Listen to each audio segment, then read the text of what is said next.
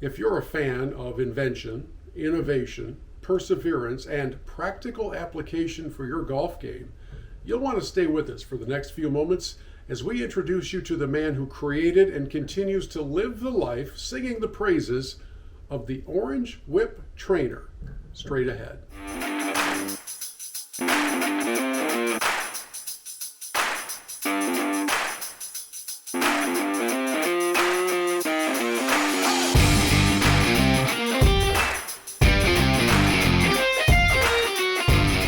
I love being able to tell the stories of companies that have made it, that have stuck around. They have this longevity chapter to their overall book.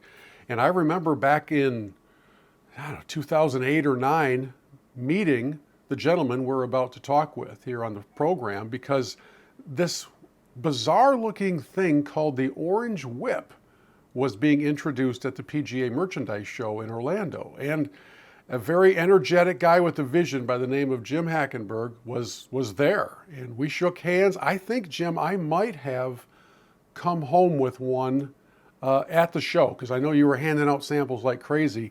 And I still have one in my garage. They've gone through a few iterations since then, but let me officially welcome you in and say right off the bat, congratulations on a run that not everybody gets to enjoy. So well done. Thank you. I appreciate it. And you're right. It has been a fun run, and it's been a run that started out, modestly and just kind of kept climbing up that hill. So it couldn't have been happened in a better sequence of events. So I'm very proud of that over the last 16 years. Well, I can't.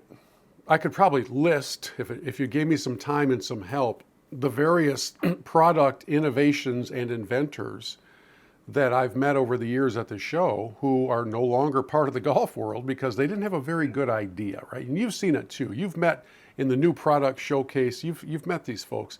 So what is it about the Orange Whip that has kept it around all these years?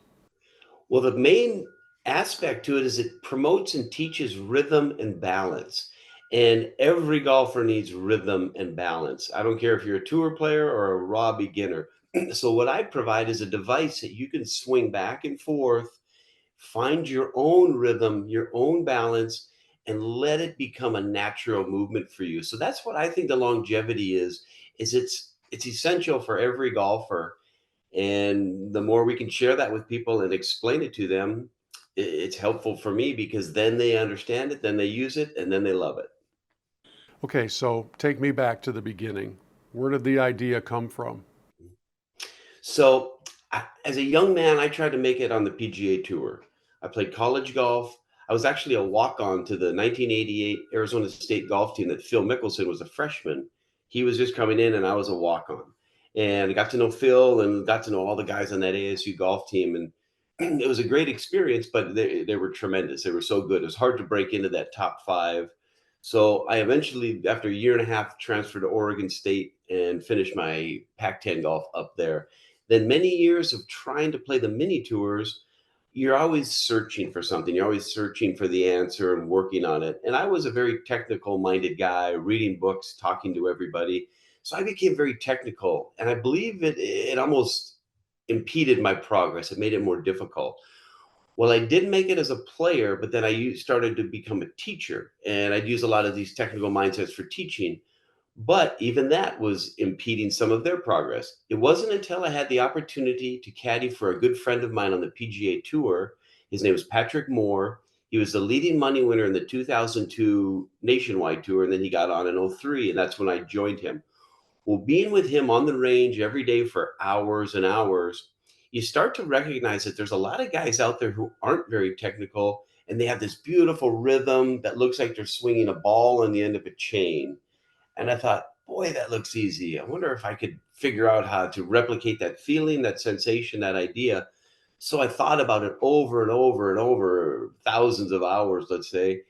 And I thought, if I could create a tool that gives you the feeling like you're swinging a ball on the end of a chain, then people could feel what I was seeing when I watched the best tour players in the world.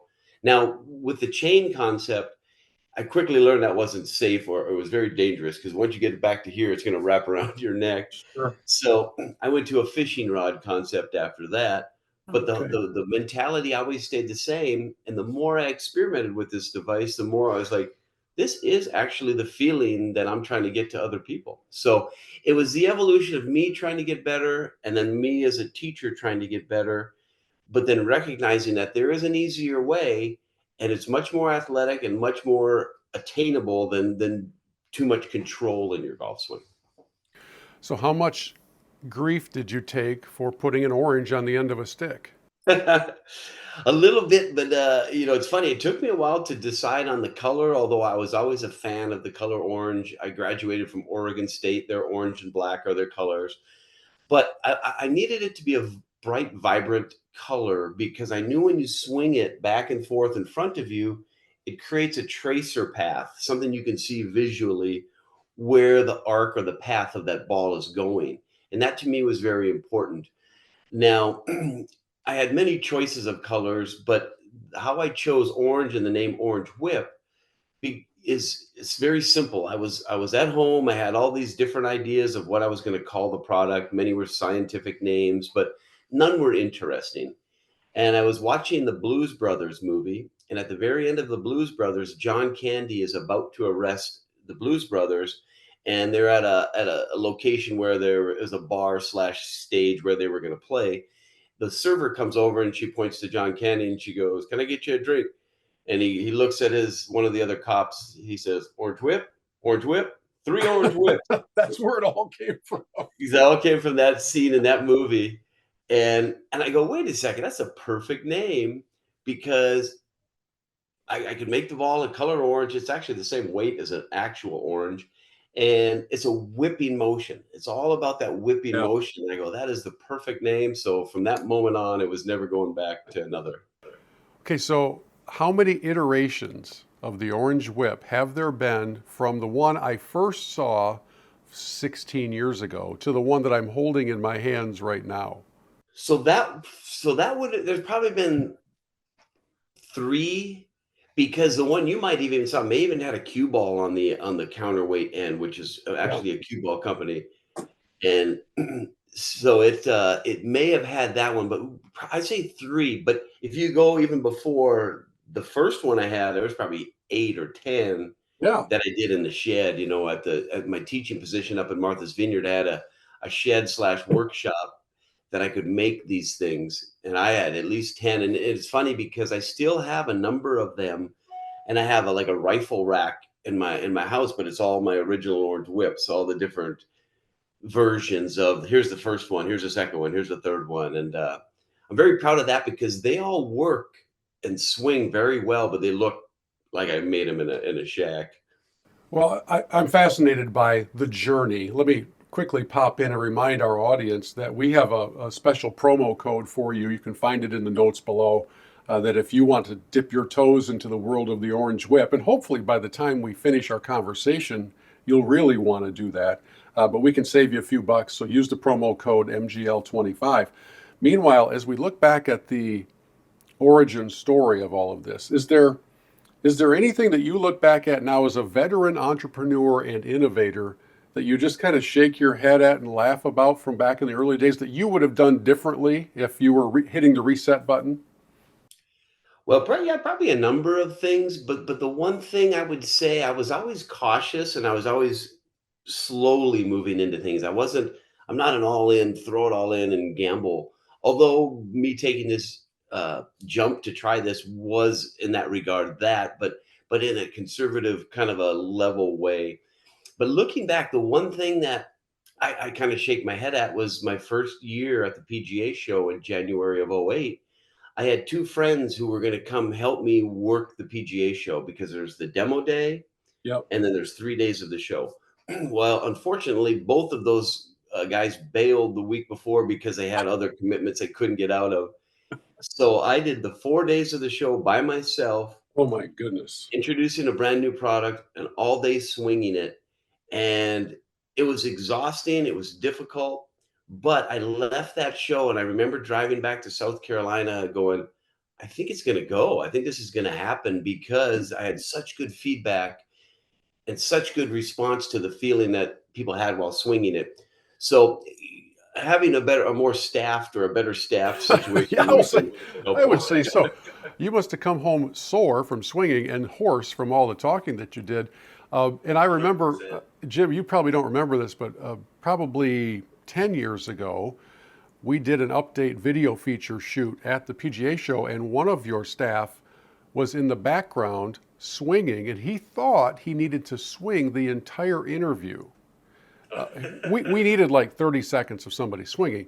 And so as I was interviewing whoever the representative was from Orange Whip, in the background was one of your guys, and we did a 7-minute interview, and he never stopped Oh no. swinging. And when we got done, I turned around and I said, "He's still swinging." And your guy just laughed. He's like, "I didn't want to tell him. I just thought we'd let him get a good workout in." So let's talk about the application of all this. You don't have to swing for 7 minutes at a time. You might not be able to walk the next day. What is a good startup routine for somebody who's getting an Orange Whip in their hands for the first time ever? How do they get kind of broken in on it? Sure. Now, you always want, I mean, like anything, if you're going to swing a golf club or do anything athletically, you want to do some basic stretching, like loosen up your shoulders, loosen up your back. And we have a few drills that we can do for doing that. But we'll talk specifically about the Orange Whip, and after you've loosened up a touch, just to give your body a good chance. So taking the Orange Whip, the best advice I can give, and this is for the first time user or for the person who's had it for 16 years, you take your Orange Whip, you hold it like you would a normal golf club. You would get into your stance. You would balance yourself with the orange ball hovering above the ground just an inch or two. And basically, you start in a almost like a putting motion back and forth with the hand. There you go, just like that, back and forth, equidistant, and then go a little further each time as you go and let the momentum build like a pendulum because of the counterbalance, which is that white ball on the end of the grip, that wants to keep the shaft of this device on plane. So if you gradually build to your full swing, that will happen because of the way it's designed and patented. Now, once a person gets to that full motion and everything's in sync, then you start to pick up the pace until you can make a powerful swing without losing control of the Orange Whip or losing your balance. So it's almost like a fine line between perfect balance and the speed or the power you're looking for. But I build up to it. I never go right to it. I gradually get to that point. So So, that's the so just simplest like way to use it. Yeah, just like you would do on the range, you don't come out swinging from your heels. You warm up with some wedges, you work your way through the bag. This is going to take you from totally cold in the parking lot to being ready to go and play, right? With some flexibility. And then, as you said, kind of getting your rhythm down. But I know it also has some strength building component to it. And that's probably, I don't want to speak for the guy who made the thing, but that's probably connected to the heft of it. So whether I'm holding the mid-size or the full size in my hands, there is some weight to this. This has got, I don't know, you probably know the exact data on the Yeah. weight, but you're going to feel it. This is not just a kid's toy. This has got some weight to it. Yep, it's 1 3/4 pounds.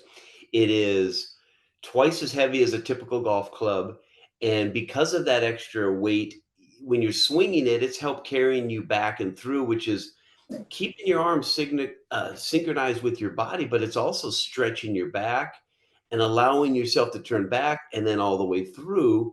Because those are a couple of areas. A lot of times with a light golf club, people don't turn all the way back and turn all the way through because all they're really concerned about is the golf ball and making sure they hit it. But there's a lot more to it than that in a golf swing. So, and actually, now you put a left-handed grip on it. I highly recommend doing what you're doing right here. Swing it as a left-handed motion as well to stretch your body, to coordinate your footwork, and just getting the whole body to work together as a swing is so much easier if you can do it right and left-handed. So what you did there was perfect. I would take my Orange Whip and I'd swing it 10 or 15 times in a row right-handed, take a breather, couple of minute or so, and then put my left hand grip on, swing it 10 or 15 times in a row left-handed. And now I've loosened up my body. I've found a good rhythm. Then what I would do before I'd hit a golf ball, I would take the Orange Whip. I'd set up as if I'm going to hit a driver, and I'm going to make one swing and pretend like I hit a driver and pretend like I'm watching it fly down the fairway. Now, the reason I do that is because the warm up drill is not really a golf swing. It's just a back and forth motion that you teach the athletic movement. But a golf swing starts from basically a static position and then you bring it and go. So I do 4 or 5 of those individual golf swings with the orange whip until I find that perfect one where it's like everything was in perfect sequence and I was balanced at the end. Then I put the orange whip to the side. I grab a normal golf club. It could be a 5 iron, could be a driver, could be any club you want, sand wedge. Start it the way you did the first time, small pendulum, gradually build to the full motion. And then once you're at your full motion with whatever club you have, then power it up to the speed you are most comfortable with. And then once you get that feeling going, because a golf club is different than an orange whip. So it's going to take you 5 or 10 swings to translate back to the golf club. But once you do, it's the same. And just to point out how brave I am as a TV host, for those of you who are listening to the audio version, you'll need to go over to our YouTube channel and see, because I just put my left-handed swing on display. That is not a very pretty. I'm not saying the right-handed swing is all that pretty, but I know the left-handed swing is not very pretty. But in doing some of my homework, I've been learning about the balance, importance of balance. If you're a right-handed golfer and all you ever do is swing your normal swing, there's an entire set of muscles on your body that's not getting engaged. And if I understand right, and again, I'm getting older, Jim. I don't know about you, but I tend to seem to get a little bit older.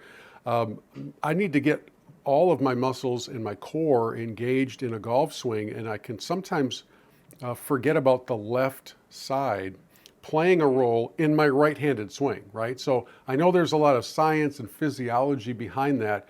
All I know is I'm trying to remember when I practice, when I do orange whip, if I have the any other device in my hand, I try to do a few left-handed and get balance both ways and get movement both ways. I'm curious if you remember when you experienced the first, what I would call the joy of being an innovator moment, where you believe in it, right? You invested a lot of time, a lot of talent, and a lot of treasure. These things don't just organically appear without a lot of investment. So back in 07, 08, when you're putting this thing together and getting ready for your first PGA show, do you still remember the first light bulb moment that somebody experienced with this and it made you believe that this was going to work? 100%. What's interesting is when I had the idea when I was caddying on tour, this swinging a ball on the end of a chain kind of momentum idea to teach rhythm and balance in a golf swing. When I had that, I go, well, that's a neat idea. But every time I would try to explain that to someone, they would kind of nod their head, but you could tell it was going right over it. They didn't really get it. So I go, I got to make something to share this with during my lessons when I'm giving lessons. So I made some very rudimentary versions. But the first one I had that I worked pretty well, that I felt good about, although it looked rough, I go, okay, I'm going to introduce this into my lesson. I'm going to warm up this individual with these basic swing motion drills that I do to loosen up the body before we go to hit any golf balls. The first 5 people, I used this very rudimentary looking device. Didn't have a name. It didn't even, it had washers on it and a foam grip from a fishing rod. It was just an odd looking thing. The first 5 people said, hey, can I buy this thing from you? And I had not thought of it as a product. This was a tool to Yes, you help me can. with teaching. Yeah. And I'm like, you would buy this thing? And they go, yeah, it feels great. And all the lessons went so well when I would do that. So then the light bulb went off for me. It's like, wait a second, maybe I have a product and not just a tool to improve my teaching. And that's kind of when it all happened. And when I started to process, well, how do I go about starting a business? And so that was a year later, is about when I exactly started the business. I love that story. I'm also thinking about my own game. I was playing in a LPGA Pro-Am a few years ago, and my playing partner was a very nice young golfer from Sweden, and she came up to about mid-chest level on me. I'm about 6'5", so she wasn't very big. But as you would expect from a professional, she hit it right down the middle and fairly long, a little longer than me. So we're a couple hours into the day, having a great time. And I said to her, we've been together for a while. How would you describe my game off the tee? And she literally looked up at me and she said, deceptively short. And I laughed so hard, and she thought maybe I was going to be insulted. I was like, that's the funniest thing I've heard in a long time. I've told the story many times. She's not wrong, right? So she could have fit in my right pocket, and yet she was able to generate some power. She knows how to use the ground to her advantage. And as all really good players have, she had lag that helped her build up some snap, so to speak, to get through the ball at the bottom. I don't really have lag, but one of the things that I was interested in with the orange whip concept is that because of the flexibility of this whole thing, it brings some lag training into your full swing, correct? I would love for this answer to be yes, and for you to tell me that I won't always have to be so deceptively short if I use the orange whip. Yes, the flex of the shaft gives you a way better feeling of when lag is done properly or when it's happening at all. And that is because on a normal golf club, stiff shafted, be it or whatever flex, they're pretty stiff, either fiberglass or steel. But you can push or pull or move those clubs in any which way you want. But that's not correct. But you can do that with the orange whip. If you try to push it or over the top, it's going to feel weird, throw you off balance. If you hang on too long, it'll throw you off balance. So the flexible shaft just exaggerates the good or the bad so that you can feel it. And once you can feel it, then you start to know when it is on that path, when it's loading, when it's unloading, when it's lagging. And if it's off of that, it just feels awkward and unruly and it'll pull you away. So for you yourself to even create more lag, really all you're doing is that starting slow, gradually building, trying to make as full a range of motion as you can. And almost the feeling like if you can recall back to being on a swing set as a kid, when you get to that highest point, you almost float for a second, then you go the other way. And that's to me where all the lag comes from, because if you can almost wait for it to load, you're in a situation where you can unload with all your lower body strength to whip that club down the line to your target. That's when speed comes. If we get almost to the top and then quickly go, we've lost it. And that's what happens with a lot of golfers. They're trying to help it from there rather than waiting for it to perfectly load so they can unload as much energy as they want at that target. So the orange whip, because of that flex, because of the counterbalance, if you basically start slow and let it dictate how you're going to be on playing on path and when it wants to unload, it'll let you know, but you have to gradually build to it.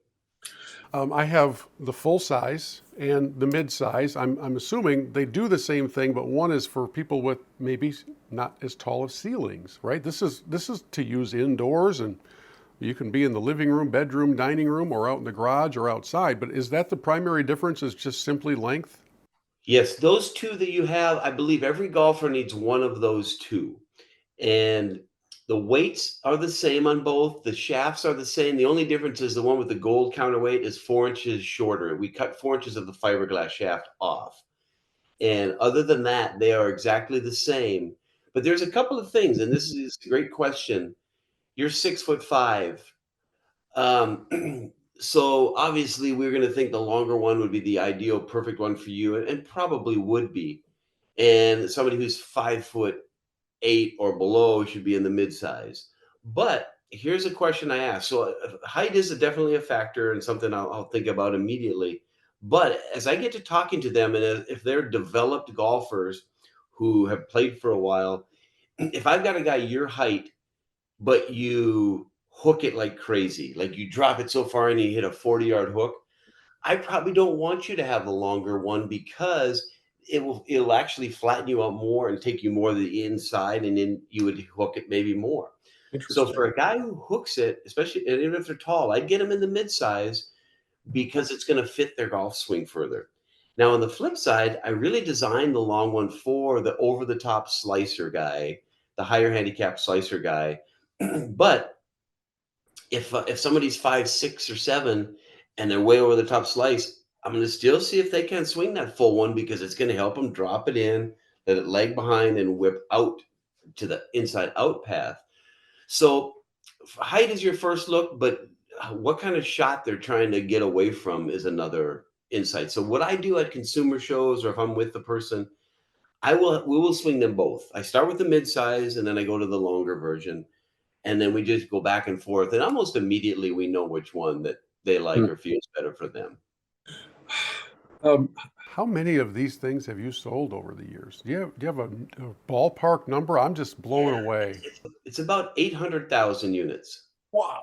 Yeah, and we're obviously we wanna get to that million mark at some point. Yeah. What I've been fortunate about, the good fortune is I have a patent on it, and that has so much to do with the counterweight and the balancing act that does when you're swinging it to keep it on plane. It's like a bicycle wheel. Have you ever had it where if you have a bicycle wheel laying on its side and you spin it, but then you touch it, it gets into a wobble, it loses complete Yeah. control. Well, the golf swing's a similar way. If you're way off plane, you're gonna get pulled off of that center core. So that's what the counterweight does for this. So I have 7 more years on that patent, and I'm very proud of that. But it's what's happening though. These are all the parts are from the U.S. They're handmade. These orange strips are handmade right out here in our warehouse, and we're shipped from here. So that's an all-American part Yeah. company, all U.S. made. But we're getting a lot on Amazon of the China copies, but Yep. these Chinese versions don't have a counterweight because they can't. They've tried, but we can stop them. Yeah. So, but here's the problem. People see a blue or a yellow or a red one online, they see it's tremendous a lot cheaper. They don't recognize that it doesn't have a counterbalance, and they don't recognize why that's important. So they'll buy the cheap one, but you could swing that in a figure eight and it would still keep going. It wouldn't disrupt your motion, which mine wouldn't allow for that. I thought about that. In fact, at this year's show, I saw some of the other colors and the other knockoffs, and I thought, man, it's too easy these days to steal intellectual property. It's just too easy.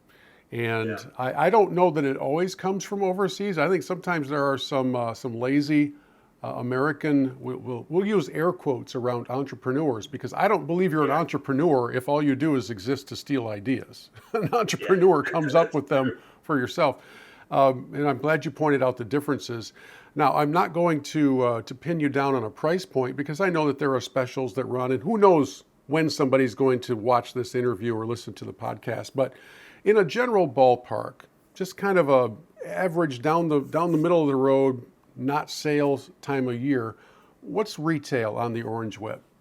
It's interesting. I put it at 109, $109 at the very beginning. And here's why. And I don't know if this is good or bad thinking. You had asked a question earlier. Is there anything you would maybe do differently? I went 109 at the very beginning because everything out there was 99. And I Yeah. thought, I don't want to cheapen it with a number like a 99. But there's a lot of people psychologically who want to see 99 over a 109. So that's we've always kept it there, but now I mean it's 109 and then it's $10 shipping to the door. So it comes out to 119. But 109 is a number we've always stayed with. But there is some internal discussions, like maybe now we're at the spot where if we want to compete with some of the Chinese copycats that aren't as good, but Mm. just on the price level, we may go to that. So we're discussing right now, but I'd always kept it at 109 because I wanted it to be a premium product, let's say. Yeah. Okay, I have a confession to make as we wind down our time together. For a lot of years at the show, I have come away visiting certain exhibits and thinking, man, I sure wish somebody would have said to that guy, hey, Steve, really cool that you have come up with this idea in your garage, and I know your basement's flooded with boxes, and I, I just, it's just not going to work, man. So just, I'm as a good friend, I'm just trying to tell you, it's just not going to happen for you. And we want to save you the trouble and the investment, and your wife's already mad at you and all those things. So I see somebody every year, it happened again this year, who I thought, man, I wish some friend or family member would have pulled them aside and lovingly said in their ear, good try, not happening. And I'm picturing in my mind a particular product from this year. My confession to Jim Hackenberg is that back in 2008, I thought, I wish somebody would have told this guy the orange on the end of the stick's not going to work. And, and here we are talking all these years later. I'm so glad for you to prove me tremendously wrong. Congratulations on over 800,000 of these things in the hands of golfers, because it's not just a testament to vision and commitment and hanging in there through some difficult times. I mean, let's remember, 2008 was not exactly the best time in the world to be introducing a product that needed people to buy it. And here you are all these years later. So I just want to say congratulations, and I'm excited that we can help kind of bring people to the Orange Whip table, so to speak. And a quick reminder that if you want to save even a few more dollars off of the current retail price of the Orange Whip, check out below in the comments, and you'll see a promo code for us, and we can save you some shipping and that kind of thing. So, Jim, congratulations. I'm glad I was wrong. Well, thank you. And I appreciate that. And certainly I had a lot of people wondering and questioning, but I had a pretty strong belief. And the more people I showed it to, the belief grew. So, no, but thank you. I love to hear that. And actually, I would like to mention in your background there, I love that we've just started customizing orange whips. It'll always be an orange ball, but we can get different color grips, multiple different color shafts, or even put a shaft label on there of a tournament. Let's say you're going to have a fundraising tournament. We can create that as a giveaway. So we can personalize orange whips now and make them your own. It's making them match your home football team, let's say, or your favorite colors, or match your outfits, whatever you want to do. We will send everybody to your website and let them do some looking around. There's a lot more on there than just the orange whips, and so we'll start them on that journey and let everybody else take it from here. But kudos, congratulations, and hopefully we'll talk to you again soon. Thank you. No, I appreciate the opportunity, and yeah, have a great day. Let's get ready for summer golf pretty quick here.